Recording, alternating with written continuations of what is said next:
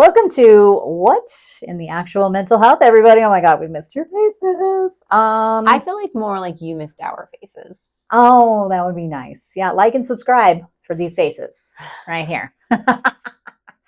Mostly because I'm tired of working. So if you could like and subscribe so I can quit my job, please, for the love of God. I'm tired of working. I'm tired of actually earning money, but I'm too old to be a stripper and too touchy to fucking let people put anything in me other than my husband. So, wow, these are my options. Yeah, you're welcome. Welcome to it. Good morning. What are we talking? Oh, we're talking about rejection today. I asked Kat if she was breaking up with me because I assumed. I was like, we're talking about rejection. Yeah, I was like, oh, what? Like, yeah, because we've never talked about it. Yeah, it made me very nervous. Which is funny. She's like, are we breaking up? I'm like, could we just be professional about it? Well, and it's so funny is I had just read this thing about how people with autism and ADHD, rejection is like our kryptonite. Yeah. And there's an actual term for it. And of course, right now I can't think of the name of it. Something rejection. Yeah. It's like damn reactive attachment disorder, but with the word rejection instead. It's like some acronym. And that you remember, but not the thing. Yeah, RAD has been around forever. This other one, I'm like, that's new to my brain. But yeah, and it's like how it just like literally to like your core, it like eats at your soul. And I was like, oh, okay, well, that's why critiques and rejection make me want to rip my fucking face off. Makes sense. I understand. I feel better now. But oh, here we go. See? Also would like to stop working. So like and subscribe. Thumbs up. We can't be strippers. This one's way too fucking old for that. She's older than me. So I could totally be a stripper, but hanging like from only from like 1 to 5 p.m. Yeah, and only if you can't touch me. Yeah, like, and I can't dance. I'm fine if you like, but other than that, I'm gonna be the one that's like in the box, like behind the plastic, and you just throw the money through the thing. Yeah. And then you don't ever touch me. And also I'm gonna wear no shoes the whole time. I'm not wearing heels or anything crazy. Fuck them shoes. Fuck them shoes. I'd break my neck. Yeah, that's for damn sure. Yeah. I almost killed myself in tennis shoes today, twice. Yeah, that's what I mean. Yeah. So anyways, back to rejection. Also rejecting the idea of that. So yeah, well. Yeah. Okay, so okay, I'll just look at some of these here. The psychology of rejection. Why do you feel like rejection hurts so much? Because it's weird that people think I could ever be wrong. Oh my God. That's why. You're seriously the worst. I am not. I am the best. I don't know. I guess for me, it feels like a character flaw, I guess, it just like, it's like somebody telling you you're wrong or you're dumb or you're not good enough is like what it brings in my brain of like just somebody taking a shit all over you. And you're like, oh, okay. And like I said, I don't know. I recognize that my reaction to rejection is much higher than most people's because I'll like watch other people and I'm like, that doesn't seem to nearly as I'm like at home, like crying into my fucking cereal for weeks at a time. So I definitely recognize that it is not the same for everyone. And it also is what causes me to be very defensive and argumentative. And my husband loves that character trait so much because I will argue like to the death, even if I'm wrong, because I'm an asshole. Because besides hating rejection, I'm also very stubborn. Shocker. You know what's really funny? Me? Okay. I'm about to reject you. Hold your shit together. Bag of dicks, everybody drink. Here it comes. You're kind of an asshole? Yeah. But you're not really have to be right with me. Like you don't really do that with me. And it's funny because I will only challenge you if I have it in writing that you're wrong.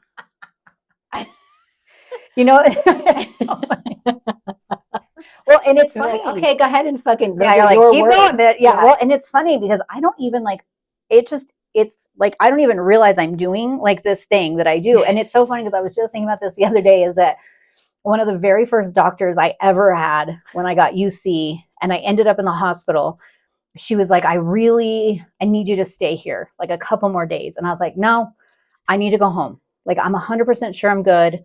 Like, I really need you to let me go. And I was very convincing and 100% she was like, okay.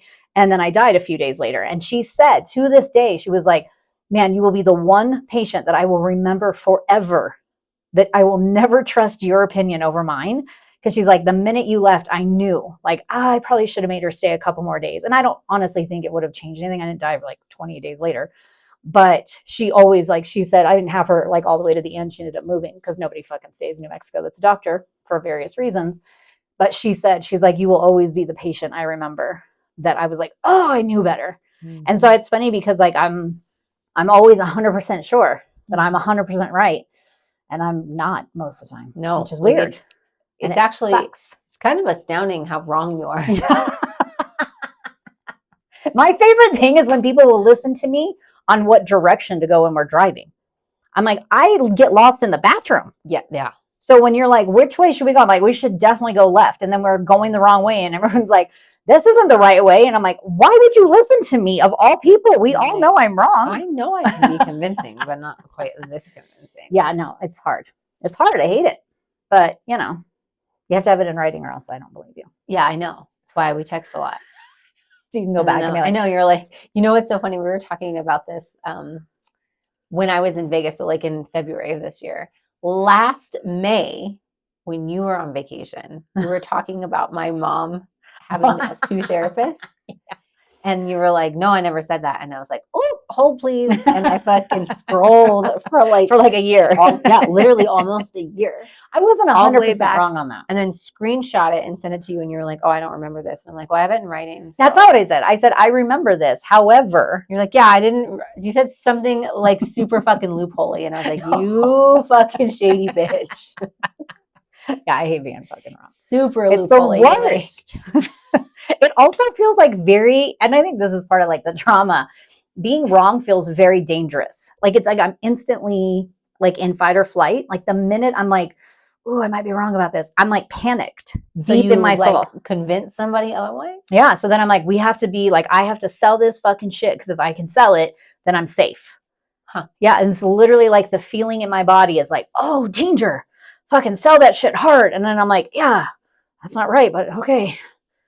And I'll be like real sure that I'm right. And then people will be like, that's actually incorrect. And I'm like, well, that's dumb. And then I'm just uncomfortable. So yeah, I don't like it either. I don't love it. I don't find it enjoyable. Yeah, keep it in writing. So this says that rejection activates the same brain regions as physical pain. Yeah. Same. Yes. No, not same. It just is. It's same. Same. Yeah, motherfuckers. No, that's what I'm saying. It feels like it literally does. Like it feels horrible. And that's why I was saying, like, for people who are neurodivergent, it's even worse. Like it like hurts your heart and you're like, oh, it's so gross. It's like yucky. It's so gross. I think maybe part of it too is that, you know, growing up, I mean, I was fucking my first year of college before anybody figured out I was dyslexic as fuck in both letters and numbers. But I can, you know, and because I was the kid that learned how to read before she started school, so they stuck me in the closet and just let me read all the time. So then I was real dumb in every fucking thing else. So like when kids would make fun of you for being stupid, and it's like you knew at the core there was like something wrong or you were different, you know, so that when people reject you, like that's the feeling where you're like, oh yeah, there is something wrong. And like, I'm yucky. It's horrible. Sad. What, do you like being rejected? No, I definitely don't, but I don't think I have the same reaction. Yeah. So like the Google review thing. Oh God. Oh. You and Mike are one and the same. Isn't that shocking that my best friend is basically my husband? Yeah, that's why I was like, we can't break up. You're practically married. You're like, are we breaking up because you have another version of right? Yeah, like no matter where I go, I'll be there. It doesn't. Yeah. Cue the fucking police song. Anyways. It is good. There's the other neurodivergent part. Yes. Yes. It's just leaking out. Yeah. All over you. Yeah. So like I got a Google review that was like kind of snarky. Not kind of. She was a dick. Yeah, it was a little snarky, but it's fine. Whatever. Like it's not. Mike gets like Google reviews and then he's like so angry. Yeah. And he writes like a paragraph. And I'm like, crap. See? Stripping. It's about to happen. And I'm like, I mean, yeah, nobody's like, yes, please leave me a 1-star review. But also, like, there was a lady here the day that I got the 1-star review, and I was like irritated, like, oh my gosh, I spent a lot of time with this lady, and she was like really nice to my face, which is really frustrating. Yeah. And like we spent like a solid like 30 minutes talking about like plans and options and blah blah blah, all this stuff. And then later, a month later, she leaves me a 1-star review, and I was like, that's interesting. Yeah. Clearly, it's not totally directed at me. Like you didn't wait a month, and then all of a sudden you were like, oh, I'm angry at Right. this place. So obviously there's other things going on, and she maybe was just like, this is the place to lash She just out. sucks. Yeah. But also, there's a lady here when I was talking about it, and she was like, I kind of like when people have like 1-star reviews, like in a business. I mean, obviously you have like your I see what she's array, saying. Yeah. but she's like, I like when you have 1-star reviews because it shows that you're human and you're not like Definitely didn't perfect. see it like that. Still don't. And I was like, that's a really good way to look at it. So I just like wrote the lady back, and I was like, it's really unfortunate that you had this like experience here. I'm kind of bummed that you didn't mention it while you were here speaking with me face to face. Yeah. For 30 minutes. Mhm. Yeah. Like, so I made sure like I was kind, but I just was like, thanks for, the feedback. We're always looking to grow and improve. And like everybody was like, oh my God, that was so nice. And I'm like, move on. I can't even do it. I have Rosby, our marketing person, do it for us. Like I can't. I'm like, you have to log in. Like it has to be off my email. It has to be on your email. Because if I get the alert, I'll look. I'm like, you have to get the emails. Like you have to be the one that handles it, because I literally like viscerally, it makes my like soul hurt. Yeah. I hate it. Mike's like that too. And he gets like really angry. And then he gets really like. And then sad. Yeah. Yeah. And I think like, what's weird is like sometimes like rejection can also to me feel a little bit like bullying. That same kind of like you're reaction. So much like Mike, it's bizarre. It's because we're all fucked. It's so bizarre because he says crazy monkeys. Yeah, he has it out for like people like bullies. Like he's like he doesn't like that shit. I mean, no one's like, yes, a bully. Yeah, but bullies are one of my biggest. Lying and bullies are probably the two things that just like I'm like, all right, we're gonna go. Yeah. Yeah. Like every fight I've ever been in is because someone else was getting picked on, and I was like, I'm gonna save the day, and then got myself fucking in trouble. But whatever, I'd do it again tomorrow. And like I swear, like even like my husband Matt like jokes all the time that like if at any time like somebody fucked with our kid, I would be like, all right, I don't care if you're 10, I'll whoop that ass. Like that was my mom. Yeah, my mom one time I was in a ball pit, and she jumped in the ball pit and like held the kid up against the thing because he was like pushing me down. Yeah, see? And she jumped in the ball pit and like pinned this kid up against the fucking wall. Yeah. Yeah, I would easily like we don't go back to that McDonald's. Yeah, I hate that kind of stuff. I'm like, I don't care who you are. Like watching people get bullied or bullies in general, it's the same reason why I don't like lying. You know what I mean? Like those two things, I'm just like, all right, here we go. Now it's on. Because it like gets you right. And that's what rejection feels like. It feels that same exact way of just like, oh, like a gut punch. And you're just like, oh, now we have to fight this fight. That's why I can't check my Google reviews. So please don't leave them, or if you want to, you can. Leave I'm not. Ones. But it's also why like I don't read any of our comments about like our pod. I don't read them. Like I just have other people read them and then tell me like, are there things I need to be working on? But also, could you say that to me in a very kind tone? Because if it feels like rejection at all, and my husband will do that. He's like, I'm going to share something with you. I'm going to try and do it the softest way possible because I know you're going to hate it. And I'm like, oh, I already want to go home. And, and it's been a hard thing for him to learn because he want to go home. Yeah, I'm like, he's like, you are home. I'm like, I got to go somewhere else. Yeah, I got to go to another home. I got to go to another one. Not this one, next door. Because he's just a very, direct, to the point, get shit done kind of human. And so the first few times where he would give me feedback. Feedback. Is that what that's what he would call it. He's like, I got some feedback for you. And I'm like, oh, what I hear is just you fucking anally raping me. So no, I don't like it. And I'm like, no, that's not what that sounds like. And that's why when people are like, oh, it's constructive criticism, take it and fucking shove it up your ass. Okay? Well, how are you supposed to get better?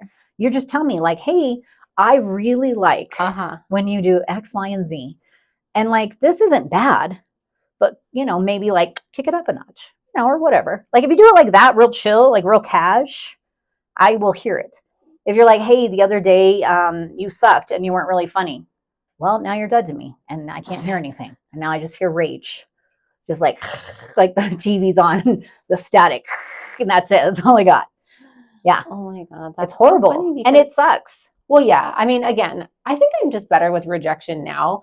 And part of me wonders, is that just because I'm like numb? Probably. I mean, people have been really fucking mean to me for like a really long time. And like I have my little tribe and I'm like, you don't like me? I don't really care anymore. Yeah. I'm like, See, whatever. I don't know. And that's what's weird is that I don't know that it's not necessarily that I even care because that's something that Angela has said. He's like, oh, it's like you care what others think. And it's, I mean, yeah, of course, I'm a human and I'm a girl and like that does matter. But it's not that when the rejection happens, that's not the thought that ever comes through of like, oh, this person doesn't like me. It has like nothing to do with it. It's like you are literally telling me I suck. Yeah. And it really, and the crappiest part of it is that, you know, it's like, even like we just had a bunch of interns graduate. And so the lady that was doing the training for them, she's like, I'm going to ask them for feedback. And I'm like, oh God, I can't wait. And it's like, I know, like, I know I need to hear it, right? Because like, again, right, how else do you grow and how do you get better? So I had to like mentally really be like, oh, okay, here we go, you know, and it's like, get ready. And so I was like, I would read like one negative and then jump back and read two positives to like try and balance it and see if that helped. Nah, a little bit. I mean, but could I tell you the positives right now? No. Could I tell you the negatives? Yeah, those are burned in there. So yeah, That's so funny. it's shitty. It sucks. It's not fun. And because it causes such a reaction and I have such a reaction to it, I feel bad. So then you get the fun shame and guilt feeling after of like, oh, I'm a piece of shit because it shouldn't be like this, but it is. And that's not fun. Because that's the other thing too, is then you get like the whole like, oh, you're being really sensitive about this. Oof. Yeah. And then you're like, wow, that's like baptizing a cat. Exactly. I'm like, well, now we all have to die. We have a velociraptor your face. Yeah. Yeah. Right in there. Do you ever like? No. Yeah, probably not. Before it gets to the point where somebody gives you feedback, Yes. do you ever like go to someone and be like, all right, I fucking totally dropped the ball, X, Y, and Z? Or do you like dig your heels in and just wait for someone to tell you fucked up? No, I'll generally own my shit before somebody will call me on it. That's easier for me. Like, I don't mind calling myself out and I don't mind recognizing. I'm usually pretty quick to be like, yep, that was me. That was not my best. Even with our son, you know, there's days where his neurodivergency and mine clash because he, you know, like when I'm overstimulated, that's where he wants to like hug more. And I'm like, oh God, I love you so much, but like, could you, you know? And I have to like have amends with him sometimes where I sit down, I'm like, man, I'm so sorry. So for me, like owning my shit doesn't bother me. That like doesn't, I feel like it's the least I can do with all of my bullshit, you know, like it's the least I can do is tell you. But no, I think I'm pretty quick. But when it's the other way around, and it's funny because it really doesn't matter like what it is. It's like if I feel like I'm being questioned or if I'm being doubted, I'll get real defensive really quick. Because I'll even notice it sometimes like with our CFO, who thank God is one of my favorite people and loves me and one of my best friends. But she'll be like, hey, do you think that we should pay for, and I'm like, we have to do it. Oh my God, it's so important. We must do it right now. And she's like, wow, could you? No. Okay. What the fuck? You know, and like, I'll have to tell her, I'm like, oh, sorry, I got defensive. She's like, it's okay. Just take a moment. So like anytime I feel like I'm being questioned about something, I'm like, oh my God, what are you doing? Why? What does it need to be known? And I don't know. Sometimes I'm like, is it because I was raised like a feral cat too? You know? There are a lot of responses. Because that's hard because it's like, you know, you spent like a huge chunk of your life just no one telling you what to do and you're just trying to figure it out on your own and like no direction. So then for somebody to be like, actually, that's wrong. And you're like, well, that's how I fucking survived. You know? So maybe that's what it is wrong too. in society. Yeah, like, okay, maybe you shouldn't eat that off the floor, but I'm trying not to die, dick. Like, this is all I've had to eat today. Yeah, exactly. Like, these are my 2 Vienna sausages for the week. Fuck it. Mine was Snickers bars for dinner. We always had the dollar store Vienna sausages with the little on the top. It's like the jelly, gelatinous thing. Yeah. Fuck, I love those Vienna sausages, though. I'm sure if I had That's eaten one why now, you have UC. Yeah, it's definitely why I lost my colon. Yeah. 100%. Dollar store meat is probably not on the fucking. I don't know if we would call that meat. Yeah, it's definitely not RFK's fucking recommendation for a healthy diet. It's dollar store. They're probably going to find out that's what caused autism. Yeah. We talked about something in another episode. We were like, oh, that's why you're autistic. Yeah. I can't remember what it is. There's a list. I'm just there's waiting for them to say this is what it is. so And I'll be like, many. yep. I check. Have you ever seen the guy? I don't know if you have or not, but the next time he comes up on my Instagram reel, because now my phone's listening, it'll happen. But like he goes around in like big cities and he asks people very like common sense or like, oh yeah, who's the president right Yeah, now and they're kind of like, thing. And they're like, yeah. George Washington. And he fucking agrees every time. He's like, yes. But like the pause, Yeah. where he like looks at, he's like Like- talking to me like, blah, blah, and then he goes, yes. Oh my God. So now like Mike and I do that back and forth. But that's totally when they're like, they come out with like the list of why you're autistic and you'll be like, yes. Yes. And yes. You're like, that's my autobiography. That's all of them. Yeah, just check those off, RFK. Yeah. Call me. Mhm. I will be your lab monkey. It's so fucking funny. You're like, yeah. Yeah, It's- for sure. Yeah, I'm just waiting for the reasons because I'm sure fucking all of them will be me. Be like, oh, trailer park, check. Check. Dollar store, meat. Meat. Yeah, that's what we're calling it. Store. Meat. Yeah. With gelatinous on the top. Yeah. Okay. There was one that I was looking at. It's funny that you said like that it basically is like almost like a threat to you because it says that the psychology of rejection is a topic is like talk about how the brain sometimes interprets rejection as a threat to their identity. Yeah. And and I would be curious too, I mean, especially it makes sense. Though. Yeah, because for like especially people like Mike and I who both mask very well, that because when you mask, you don't really like have a good sense of who you are, and especially as girls who mask because we do it longer and probably before. Well, that's why girls are. Well, one of the reasons girls are way harder to diagnose. Right, exactly. And so I would assume too that like having somebody reject you when it's like you don't even really know who you are because you're just reading and like you add on top, like let's just also talk about the fact that like if you're neurodivergent and you're an empath, okay, so like empaths get this, like we get this cute little gold star, like it's a fucking prize. It's not. You became empathetic out of survival. You learned that you had to walk into a room and read it immediately so that you could stay alive and be safe. That isn't a great thing, right? So everyone's like, oh, they're an empath. I'm like, why don't you fucking think about why? It's because nothing felt safe and I had to figure out how to make that happen. And the way that I would do that is read a room and then adjust myself accordingly to survive that room, right? So you add in empathy and autism and ADHD and all the neurodivergent shit, right? Little umbrella that I'm literally holding all the time. And then it's like, how would you know? Yeah, just here's my umbrella with all the little things. I'm gonna get you an umbrella. Yeah, thank you. Like a little one with all the little hanging things in my fuck up stuff. each one. Yeah, like ADHD, OCD, like all of the things. But it's like, how would you wouldn't be able to really figure out who you are. And then to have somebody reject you and it's like this attack on the character that you're barely hanging on to because you don't really know who you are because you're just who you are to survive in what room you're in. It's real shitty. Yeah, it makes sense. Yeah, that's so interesting. Yeah. So I think that's why it feels so personal and like gets you like to the gut. It's like, because even now, like there are days where it's like you're still kind of at times like figuring out kind of who you are. And as we all grow and go, like we definitely change and what we like changes and all of our characteristics. But to the core, you generally know who you are. But I don't know if I could tell you that I really like started to solidify who I was until maybe 5 or 6 years ago at the most. Yeah, I'm gonna say probably mine would be like in the last year and a half to 2 years. Yeah. So that kind of meets like your timeline, like around the same. Yeah.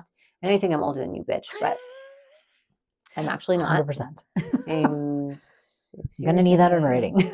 I'm gonna show you my fucking birth certificate. I'll be like, that is fake news, Obama. That is fake news, Obama. But like, yeah, I definitely feel like you learn a lot in your 30s. Yeah. And your 40s.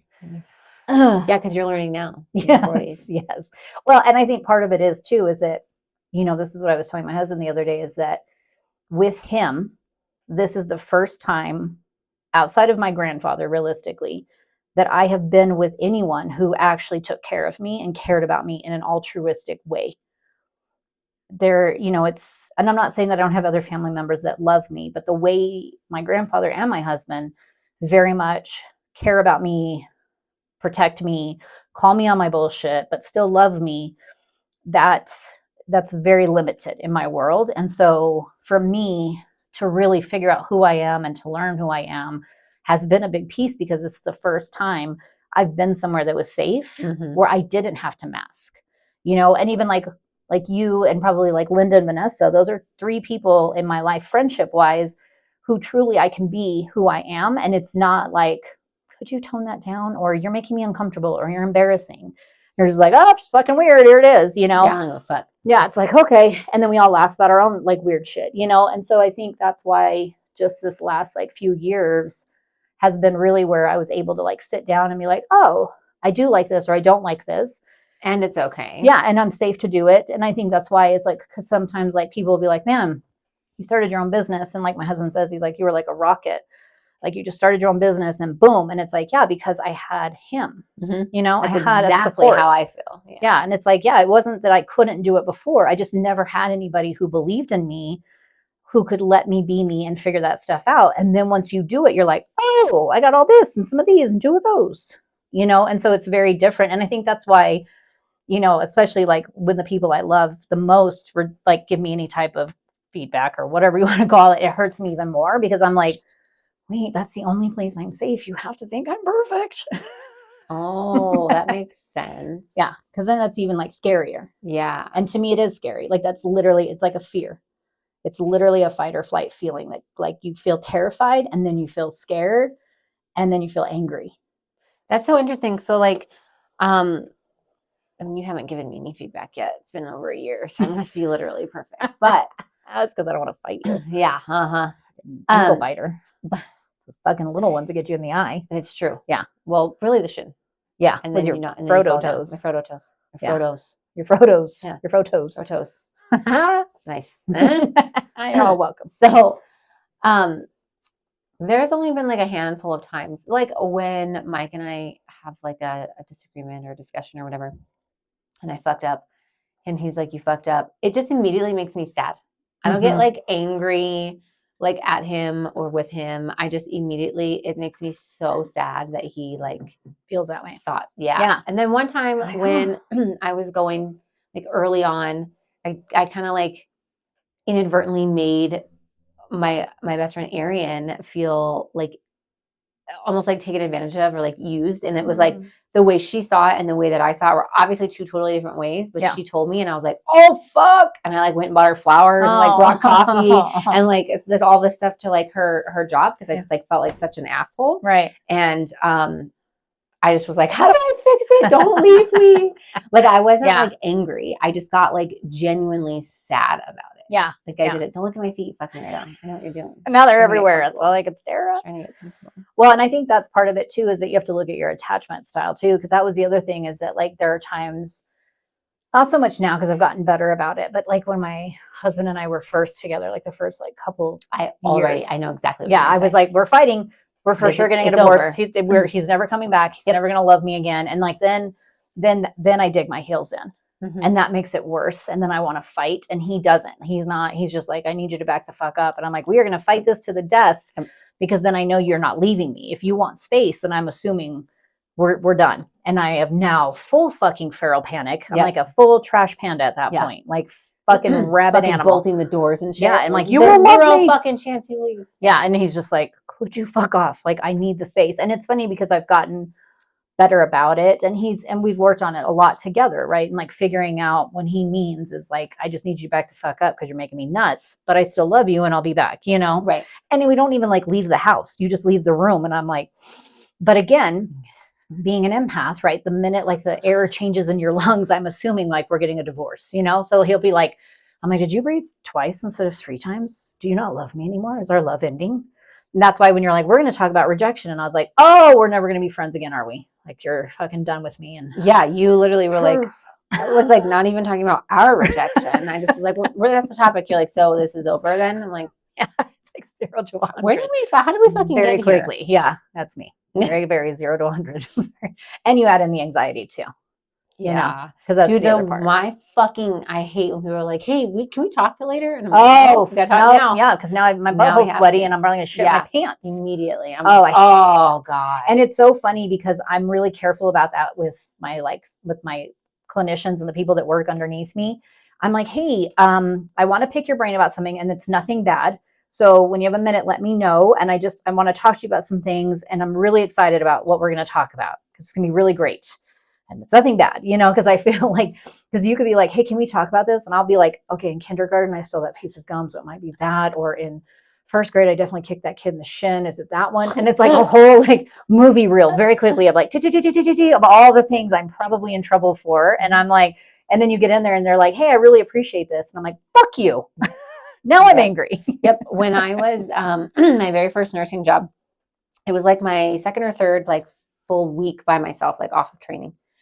And I got my ass whooped. Like, oh my God, whooped. And I went home. I worked. So you're supposed to work 4 10s, and I worked like a 13-hour shift or something. I stayed 3 hours longer. It was so tired. I worked nights. Got home, went to sleep, and then got up. I think like around like 2 to go pee. And I had a voicemail from my boss, and they're like, "Hey, Catherine, just call us back when you get a minute. We really want to talk to you." And I was like, "Oh, I'm getting fired for sure." I was like, "Oh my God, did I kill a patient? Did I forget to chart? Whatever it was." And I like full blown panic mode about it. And then I called them back after like 45 minutes of like panic. Yeah, I'd been asleep for like an hour and a half too. Yeah. So there's a lot of inflammation in the brain.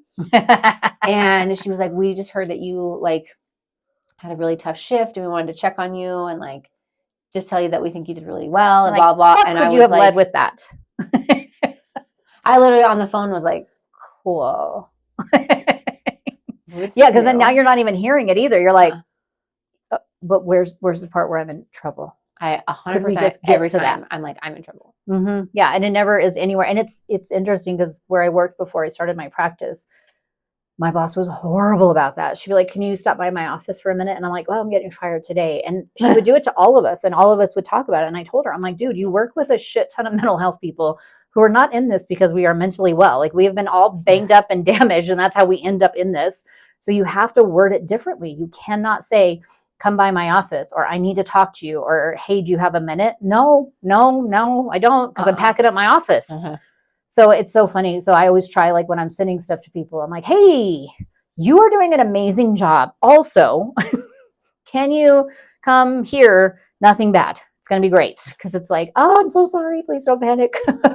That's so funny. Yeah. So that's what I'm saying. Like when you, like, it's hard because when you look at all the pieces of like what causes, the rejection to feel so yucky. And then, like I said, you add in the shame, right? And shame is, I am something bad. That's real deep to the core. Real deep. Very deep. Real yucky. That's what she said. So, yeah. So that's part of it for me. It's all the things. Yeah. I know. Imagine living in my brain. That's a lot. No, it's like the movie Inside Out. I love that movie. And then they added anxiety, and I'm like, yes. My husband looks at me. He's like, yeah. He looks at me. He's like, is it like that? I'm like, all the time. He's like, fuck. I was like, yeah. Yeah, as you just put your head on a pillow and fell asleep, I'm like laying there thinking about third grade and like all the stupid things I've ever fucking said. Yeah, it's rough. It's real rough. Hate it here. Hate it here. Next house. Yeah. I don't want to live here anymore. No, I can't live here. I gotta go. Get the cat. Okay. Grab the cats. Back shit, ladies and gents. Yeah. What else you got? Let's see here. Reignite your purpose. Use rejection as a redirection toward better alignment. Yeah, I'm gonna need that to literally suck my gooch. Like abso-fucking-lutely not. That's no. Redirect your purpose. So tell me you've never felt rejected without telling me you've never felt rejected. Oh, that's some like no. Oh no. I reject that. I reject that. I reject that. Fuck it.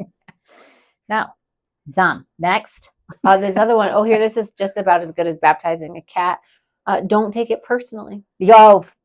Recognize others' actions often reflect them and not you. Yeah, maybe. Probably not, though. It's so funny. When I did my yoga training, one of the things we had to do was read this one book called The Four Agreements.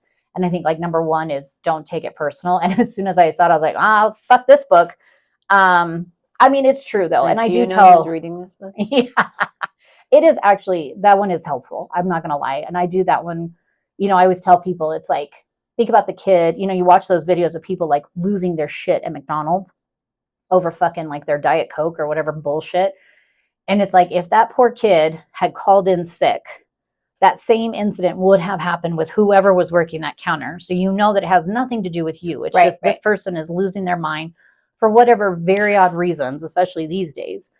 But in that very moment when it first happens, to do that, to like pull away from that, that's hard.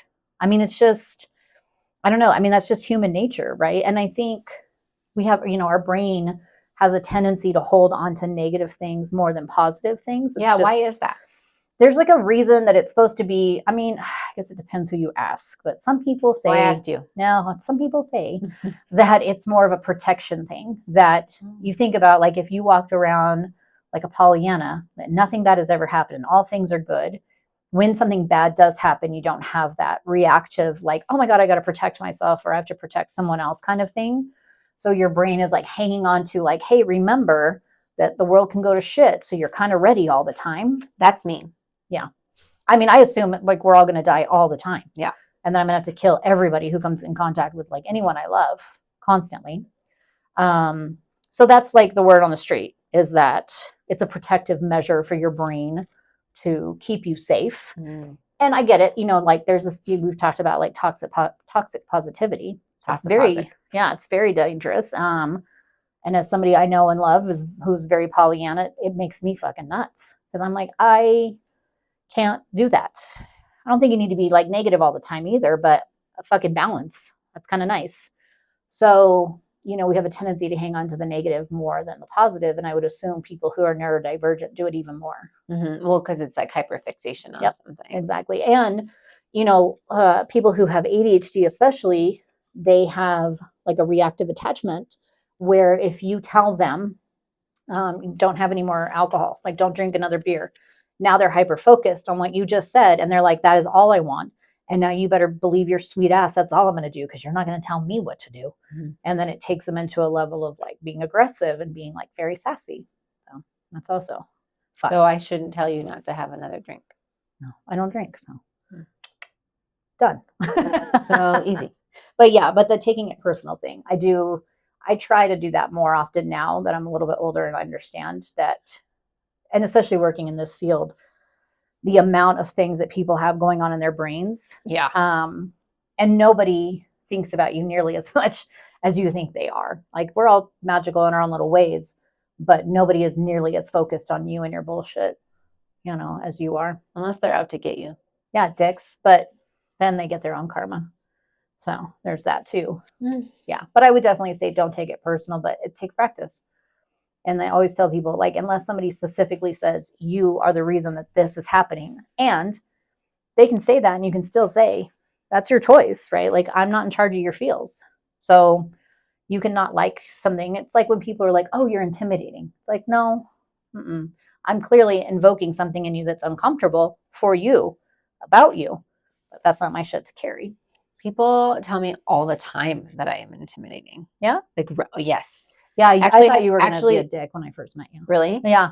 I actually got told twice yesterday that I was intimidating, and not in like a negative way. They were just like, you have a very, so then I told Mike, and he was like, yeah, you just have like a very like, you're very intense, dominant, like, what is the word? Presence. Yeah. Like when you talk to people sometimes, especially like when you talk about money and you're like, da da da da. And I'm like, oh my God, I'm so uncomfortable for you. And I just sit there and I'm like, please give her your money. I'll give her your money. I'll give her my money. No, that's your shit. Because I'm not like mean. I'm not like, fuck, you're not mean. It's just, I mean, you're doing your job. Like, you're doing business, right? But it's just because it's very direct that I'm like, we're all going to die. Because you have like an intensity. And I think for some people, for me, it's just like, oh, that's normal. Like, that's what you're supposed to do, But when I very first met you, I was like, oh, she's going to be a dick. And then you were nice. And I was like, oh, okay, I was wrong. See, I was wrong there. Before anybody was like, can I give you feedback? Yeah, before anybody was like, hey, I was like, not a good guy. Zip it. So when you like stood up at the chamber and you're like, these are all the things I do. And it's like, I want to talk to you. You were like, fuck me. I know. I was like, oh, we're going to fight. Oh, I'm so tired. She's got heels. She'll go for my eye for sure with that shit. Mm-hmm. I was like, but if I could like side sweep her on the heels, she'll hit the ground. Yeah. Yeah, I was. You were like, I like what you're doing. Can you come over here? And I was like, I don't think I can. I think I should send a representative. Like, and you. I should send a representative. Like, yeah, I was like, you. yeah. Yeah, I was like, oh.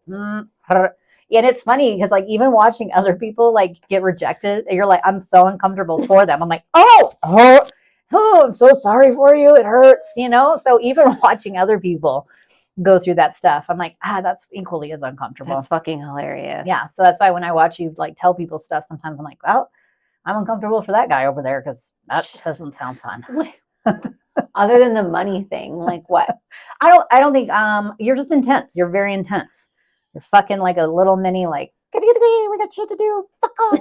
You know, like exactly like that. Like, oh, and you're like, get shit, we gotta go, we got shit to do. So it's just there's an intensity. And like you'll walk into a room sometimes and you're just like, and I'm like, oh, it's today's the day. I'm like, who do I get the shovel? Is it me? Like, what are we? Do you need my car? What are we burying somebody? Like, what exactly? Leave your Fitbit. Watched a lot of Dateline. But yeah, so I think it's just that. I think it's just your intensity because you're little, but you know, so are tsunamis when they start out. And then they get you. You like quivered a little bit. Your lip quivered. I'm not that scary. So it's actually really funny. So chefs are an interesting crowd. Mm-hmm. And it takes a little while to break into them. And a lot of them are neurodivergent. Oh, and fuck yeah.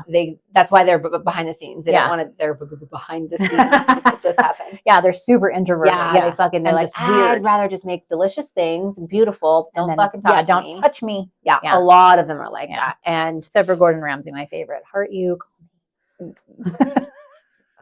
Yeah. I bet you 100% that he's like, I would rather fucking not talk to people. He probably, I know. Maybe he has 6 kids. Maybe that's it. Yeah. Because he's like, if we have sex all the time, wifey, I don't have to talk to anyone else. Yeah, he's just like, blah, blah, blah. That's it. Done.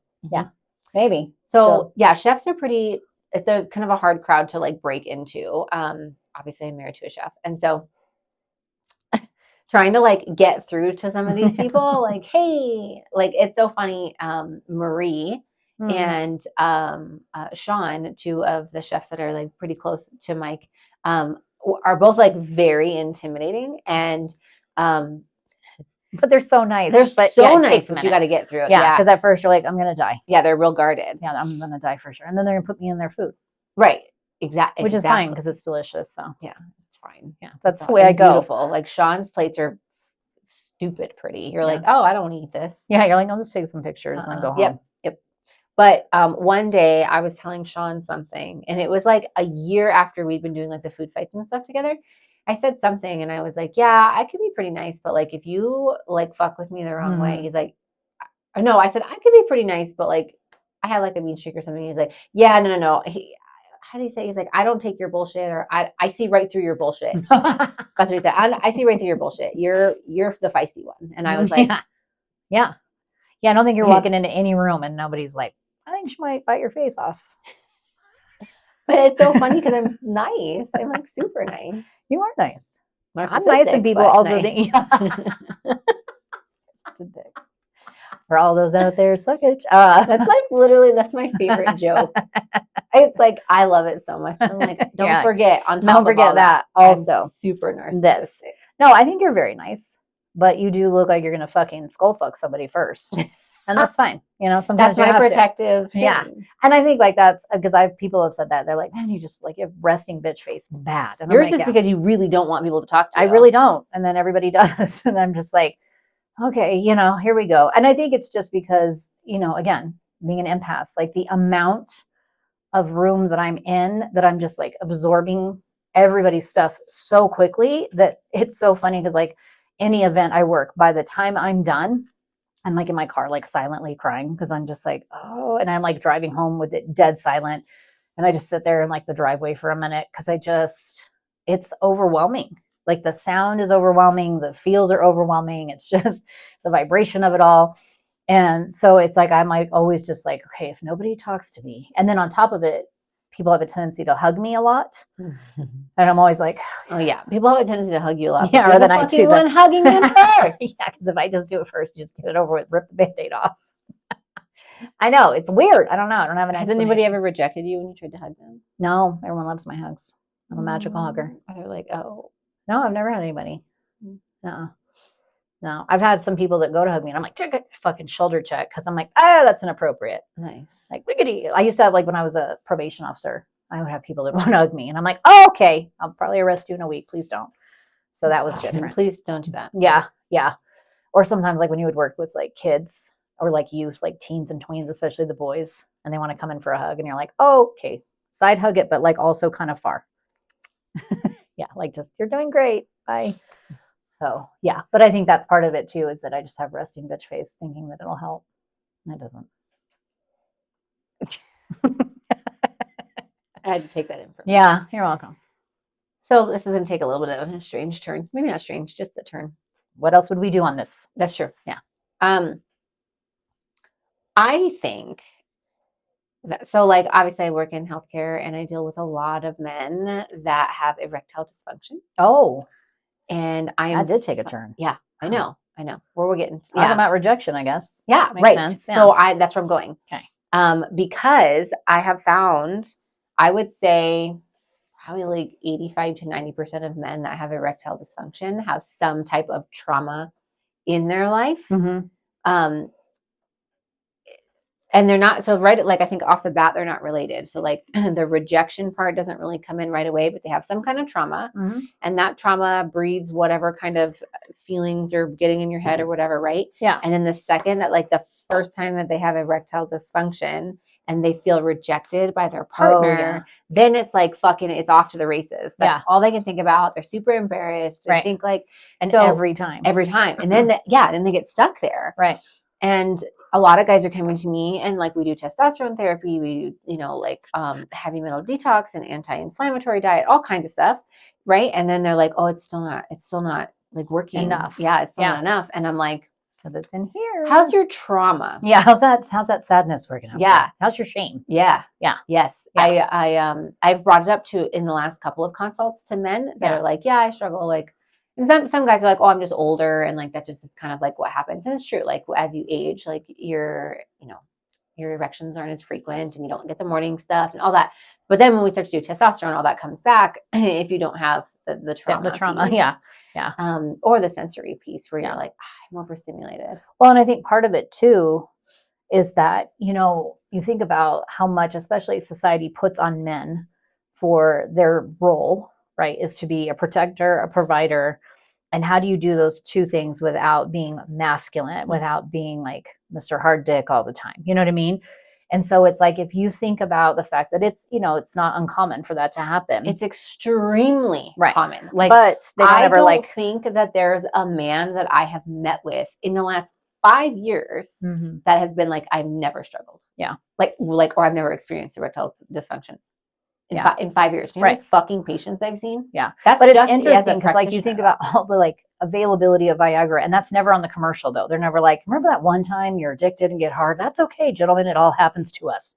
Yeah. You can also take this. You know what I mean? Like that's never, it's just like, dick's not working. It's okay. Here's a pill. There's like, never so like. We don't want to talk about the trauma. We just want the pill. Are you sad? Do you feel shitty? Like, was your mom a dick? Like whatever the fucking, whatever's going on. But yeah, I think it's definitely when you, and again, right, this is like when people put like this huge emphasis on, this is your role as a man. And when these things are not met. And I think that's what makes it hard, especially even now where it's like you have a lot of women who are in this really strongly masculine mentality. And when you do that, that's basically saying that as my partner, if my partner is male, that I'm better at this than you are, or I have the ability to do this and I don't really need you, which completely kills your ego. It kills the fact that you then feel like a provider, a protector, right? Which is literally, we're talking eons of genetics. We are talking about cave people days. And you take that away. In that. Yeah, it is who you are. Yeah, like it is in that code. There's no two fucking ways about it. That is coded in there. And, it's funny. I think we've talked about this where they had done a study and they showed that like when a baby cries, a woman will wake up. The man will typically sleep through it. Women will wake up because it's like, that's genetically, you're like, oh, that's what I got to do. Got to take care of that. And then they showed that like if something outside made a noise like a bush, it was the man that would wake up, not the woman, because that's genetically they're like, oh, I got to protect, I got to take care of the things that are in this house. And it would typically women would sleep through it and men wouldn't. So it's ingrained in men, it's ingrained in women. And when we don't observe that or don't respect that in whatever way that looks like in your relationship or your capacity, I think things like that happen. And then, it happens, or you age, and that also changes things. Diet changes things, right? Mhm. People who take medication for mental health, that is Even usually blood always, pressure meds. yeah, heart medication, all of them, right? Like it's instantly like, here's the first side effect. Your penis is not going to work, so enjoy, but your heart's going to beat. So fun for you. Yeah, I actually have quite a few clients that are like, I'm not taking that blood pressure medication because I can't like get it up. And Yeah. I'm like, You're like, but you could have a heart attack. Yeah. And you're like, and? yeah. Yeah. And they're like, well, or I could not ever have sex Right. again, and that's worse. Yeah, exactly. And it sucks, I mean, that sucks. But like you said, the rejection and how we interpret it and how we internalize it can be so. And again, too, when you think about the trauma and what's causing that individual to feel like that, and for women too, it's like if you don't have the patience or you don't feel like you can say no, or, because men, when they're ready to go, they're ready to go. Right. Women, it takes time, right? We have to be touched, we have to be kissed, we have to be talked to, cuddled, like those things. It's like you got to warm up the car, whereas men are just like, and I'm ready to go. Yeah, I always compare it to like a toaster versus a crock pot. Yeah. Like you just fucking like put it in there with a little toasty Yeah. buddy in there, and then it's like you Done. push this down and it's on. But like the fucking crock pot, you're Yeah. like, this will be ready in 6 hours. Exactly. Like we're gonna have to work at this one for a minute. 6 to 8 hours. Yeah. For it to be nice and tender. Yeah, exactly. For this to be real good for everybody. Yeah. All marinated. Yeah, exactly. And because we don't talk about that a lot, and we don't teach kids, especially, like this is what it's going to be like, and it's going to be different, and that sucks because then it causes that feeling of rejection, and then people lose their shit. And it sucks.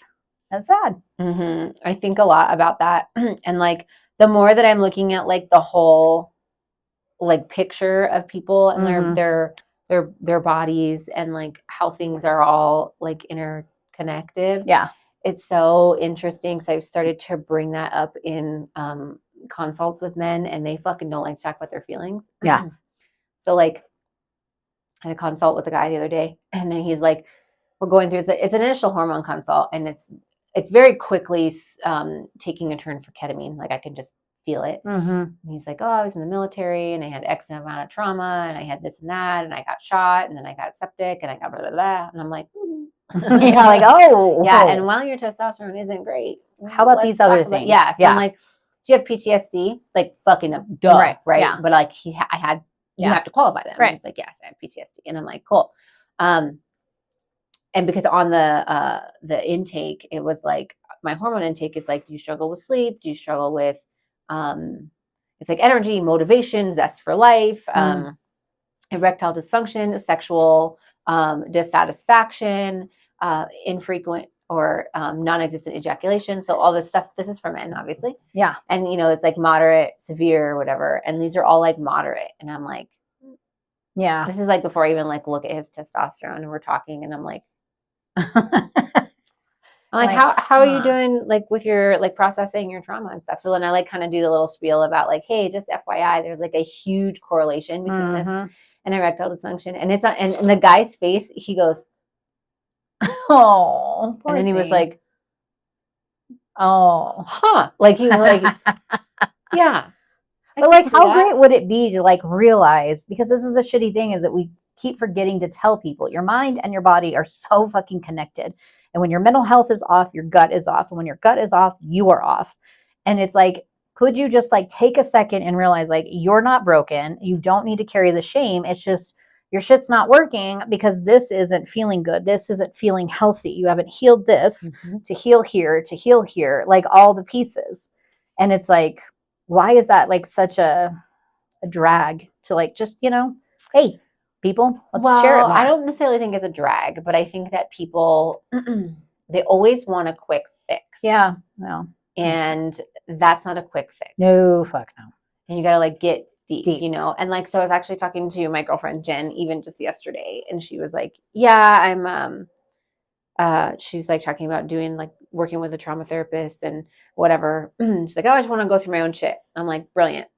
And she's like, but I just like want to hurry up and get it done. And I was like, you know that the healing happens like in slow. And Yeah. she was like, yeah, I fucking hate it. I know. And it does. And you And like it does. immediately came to mind. Because I was like, yeah, no, yeah, it's the worst. And the thing is that, you know, there's a lot of times too, and people forget this, is that you can do therapy and still need it months later because something will trigger something different. Or having kids, like having a child will drastically pull up things that you for sure thought you worked on or that you handled or that you didn't need to look at anymore. And especially nowadays, like as we try to heal our intergenerational trauma and not produce that in our kiddos and going further, you have to really look at your shit. And that may mean not only is the healing going to take a while, but you're going to have to do it multiple fucking times.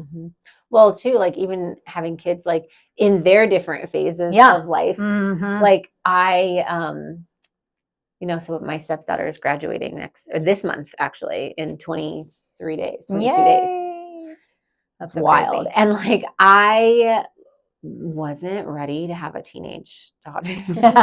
Mine are only 4 and 5. And I was like, oh my God. And like, just some of the stuff that she's like going through. And like, I'm watching her kind of like grow into like this woman thing. And it's like super, not necessarily negatively triggering, but I'm like, it's definitely bringing up like the teenage girl thing. And like, then it makes me miss my dad because my dad and I were like super close in high school and stuff. But just being like, I don't know, like almost wanting to like nudge my husband more frequently, like you got it, like now make your mark, like now, you know? Yeah. Get in there with those core memories. Yeah. Yeah. But it's just, it's just funny. Having a teenage daughter is bizarre. But also like you were saying, like you might need therapy or the ability to process things at different times in your life. And that's totally fine. And people tell me, like, I hear a lot like, oh yeah, I've worked through that. And I'm like, but have you? It's like the exact same verbiage as when people are like, oh, I used to be an addict. I'm like, I don't think you understand how it is. Yeah. I don't think you understand. It's like, I used to be white. Yeah, exactly. Yeah. But then I woke up today because I was outside for 30 minutes. I'm just a little tanner. Yeah, I used to be. Yeah, I used to be, but now I'm. Yeah, no, I've worked through that. Now I'm Italian because I just got a little glossy outside. Ding, a little sunshine. No longer an addict, and I'm Italian. And I'm Italian. Yes. Yeah. It's that's always what's interesting to me too. Is I'm like, yeah, I hear you, but you're wrong, and I'm going to reject that because it's like, and it's nothing bad, you know. It's just like I said, like there's different stuff, and it's weird, you know, that things will come up or things that'll trigger it, and you're like, oh yeah, fuck, that's me. Oh, I bet, that's definitely something I got to work on. And you know, even being a therapist, like there's times where clients will trigger stuff, and we have to. And it's, you know, it's funny, as I was just talking about this the other day to somebody, is that when I worked at the kid prison, I got in trouble because shocker, I know, I've never been in trouble because I was in supervision, you know, what you have to do for your clinical hours to be able to become a full licensed therapist. And I was talking about one specific client who I was having a lot of issues with, and I got written up for being pejorative. What does that mean? Yeah, exactly. I had to Google it at that time because I was like, what? And basically, yeah, exactly. Yeah, basically it meant like talking shit. And I was like, yeah, I mean, you're not wrong. Like I am talking shit about this person, but I'm talking shit because it's like rubbing up against something. It's bugging me. Like there's something going on. And instead of like supervising me through that and helping me to recognize that, you wrote me up. You know who you are, and fuck you. And so now I'm really careful that like when my clinicians and when we're in supervision and they're like, man, this kid, like they're exhausting. And I'm like, okay, let's talk about that. And what is it? You know, and sometimes it's just, I feel like I'm not good at this, or, you know, because kids especially will bring out every demon you have and make you feel inadequate because it's just, they have no filter and they're not trying to be mean or anything. It's just they're also not trying to not be mean. Yeah, they're not trying to be anything. And they just are that. Yeah. And you know, for a lot of newer clinicians, like working with kids, I mean, kids fucking they're like sharks, blood in the water, and they're on it. And in therapy, a lot of times that is the only place that kids have autonomy. Because when you're little, like everyone tells you what to wear, where to go, when to eat. and you're in therapy, and that's like, this moment is all about you and what you need, and kids will lose their mind sometimes. Like they're cheating games and they're breaking shit, because it's like, oh, it's all about me and I can do whatever. And of course there's boundaries, but that's the only place they have their own little space. And so as a newer therapist, a lot of times you start to internalize, like, I'm not good at this. I'm not good with kids. And it's like, where else does that come from that you feel inadequate, that's showing up with these clients? So it's interesting because it's like a form of rejection, right? And then these little kiddos are like, I hate you. And you're like, oh my God, I hate me too. And you're like, I should quit my job. You're all, yes. Yeah. And that's why I always tell people, I'm like, if you're going to work with kids, you better do a lot of fucking work. If you're going to have kids, you better do a lot of fucking work, because they'll get you even when you don't. Because even having my son, there's times where he'll do something and I'm like, oh, I got to work on that. God damn it. But I mean, it's great, but it's also hard. And same thing with relationships. That'll mirror your shit real quick and be like, oh, I got to work on that, which is like the rejection stuff. I've had to work really hard and I fuck it up, and I will forever probably. Yeah, the rejection stuff is, I feel like maybe having been in like a safer relationship, because I don't necessarily know if I never allowed myself to be sexually rejected, because I never initiated anything. Like it was like, you're gonna have to come to mama. Like not once in any other women relationship. get sexually rejected? I think so. I mean, statistically, if you do something enough times, you get rejected. I'd like to test that. I'm not like I would like to test that. Hold on. I would like to have someone test that. Wait, let me be clear before. Like I would be, because I feel like that's a conversation I've had with my husband where he's like, I can't imagine a woman going into a bar and not at some point being able to be like, brown chicken, brown cow. Well, at some point, but not to everybody. I can't. I mean, I don't know. I mean, I'm going to do some research because I'm curious. I mean, I don't know what kind of research I'm going to do, but I would be curious if like that's a thing. Can a woman walk into a bar and brown chicken, brown cow? And it'll be like 100% of the time. And I'll be like, well, I'm bringing it back. It's in writing. It's in writing. I told you. Anyways, go ahead. Sorry. I got distracted. I don't remember what I was saying. I don't know either. Oh, you've never been sexually rejected? Yeah, I never really, but I never like initiated, but because I didn't like. Anyway, but I feel like in the relationship that I'm in now, I've kind of like moved past, or maybe my rejection-o-meter No. isn't as Rejectometer. Yeah, rejectometer, yes, isn't like as strong like now. Like I don't really care if I get rejected, because I'm like, well, I just always have Mike, so he's like, he loves me, like, and not like sexually, because I'm not out there like trying to brown chicken, brown cow with Joe Bob over here. But no brown chicken, brown county. Yeah, except at home. County, right, with my husband, and that's it. But that's not the research we're doing. We're not doing that research. We're just looking to see other ladies living it up. Yeah, taking notes. Yeah, I'm just gonna go to like random places and be like, have you ever walked into a bar and not been able to get laid, ladies? And I'm just gonna see who raises their hand. And if no one does it, I'm gonna be like, I told you. People are gonna raise their hand. Yes, they are. We'll see. I'm right, and it's on record. We'll see. I mean, there are toothless hookers, so I'm just saying. I don't think you're right. I don't think so. You've never been rejected, even like in a relationship? No. No, like you've never been like, I have feelings for you, and the guy's like, I'm not into you.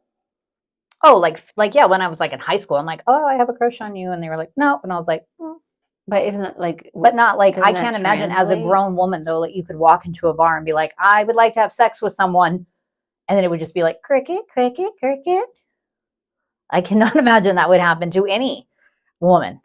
There are toothless hookers, and in fact, they get paid extra, because I had one on my caseload.